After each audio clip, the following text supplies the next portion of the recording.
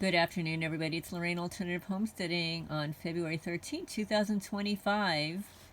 And as you probably all know, I guess we're all distracted with other things, but tomorrow is Valentine's Day. Yes, so happy early Valentine's Day. I mean, a lot of us don't have sweethearts, but I have a whole bunch of new kittens to love on. So I'm going to read a little post that I wrote a long time ago on February 10, 2011, when I had my astrology blog.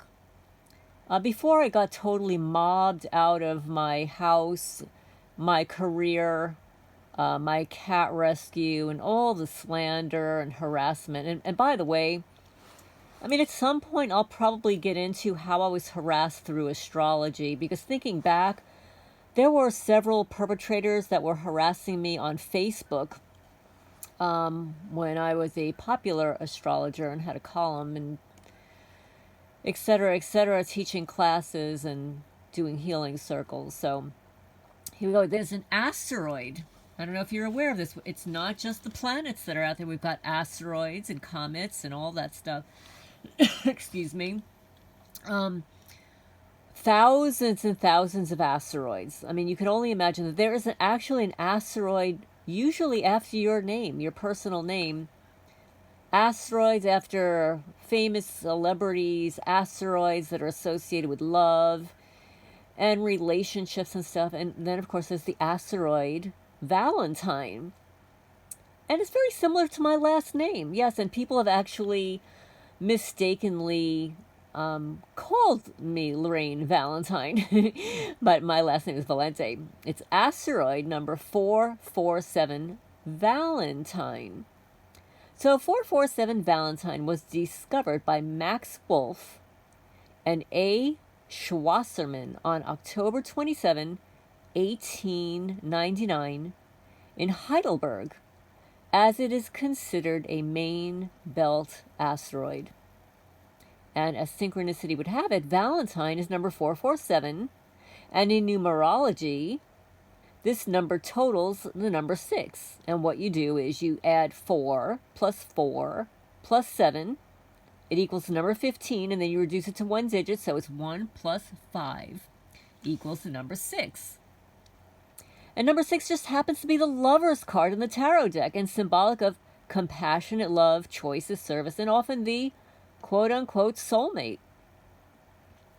Astrologically, asteroid Valentine has a long relationship to the 7th house of one-to-one relationships, sweethearts, love relationships, partnerships, and the relating principle. As children, we may have sent those cute little valentines in the shape of a heart or heart-shaped boxes filled with confections to the cherished one. An asteroid Valentine may also indicate a communication that we send or receive from another in the form of a handwritten letter, emails, text messages, or a tweet, a wink, a poke, or even junk mail. So transiting Valentine now, let's see, I just wrote that down. Let's see, is 0 degrees. Oh, no. It's Eros is 0 degrees Aquarius, and Valentine now is 8 degrees of Leo. For all you Leos out there, Valentine is in close degree to your sun. And for all you Aquarians out there, you early Aquarians, Eros is at 0 degrees of Aquarius. So where is Valentine located in your chart, in your partner's chart? Inquiring minds like to know. So now, Venus, Pluto, Eros, and Psyche. Let me just write a little bit about this. Pluto is deep, dark, powerful, sexual, and demanding honesty. And when these two meet up for a celestial kiss, their combined energy sizzles into obsessive love, smoldering possessive desires, and intensely passionate sexual expression.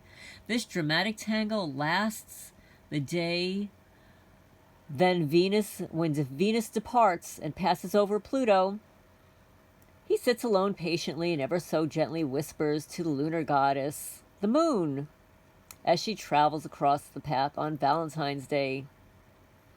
So February wouldn't be complete without discussing those asteroids relating to the lover's holiday.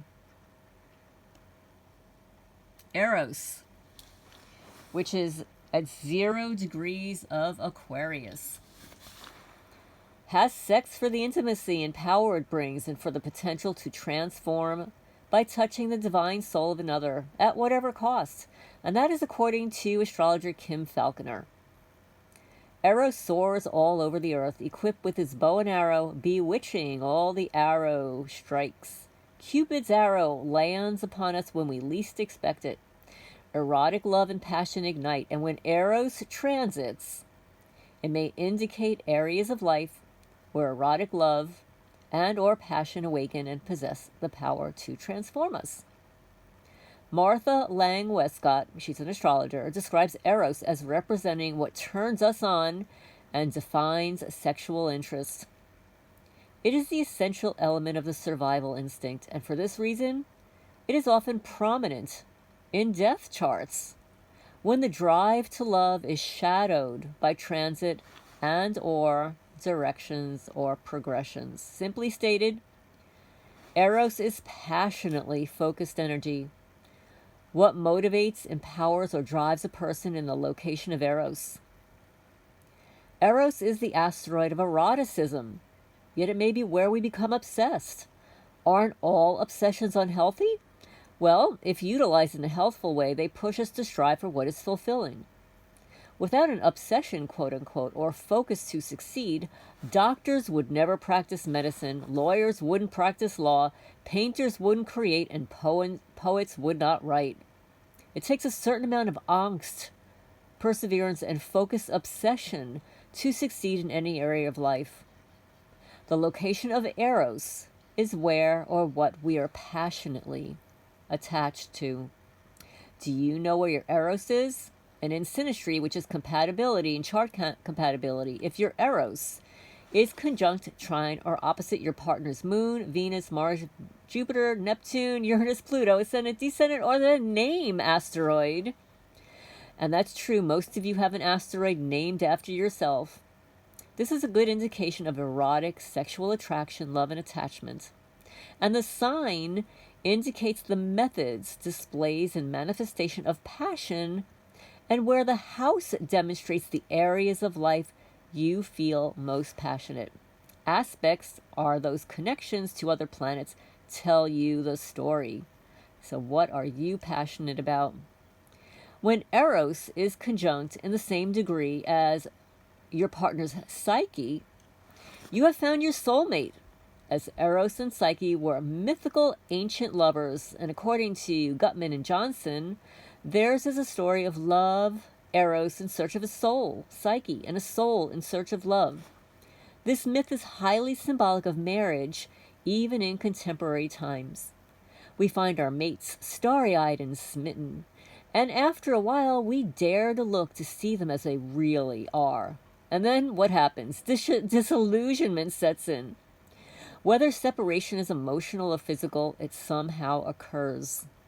The partnership goes through a series of tests, trials, and challenges, discovering how strong the bond or union actually is. If it's strong, it survives these challenges, and it becomes stronger than ever. Eros and Psyche are happily reunited as equals at the end of their story. So I hope you enjoyed that little history of Eros and Psyche and Valentine, asteroid Valentine, on Valentine's Day. If you'd like to learn any more about these, I can certainly share some more information with you, but please remember to hit the like. It helps the channel grow, get the message out there. For all you people that read tarot cards, on Valentine's Day, remember the Lover's card, number 6 card. Signing off for now.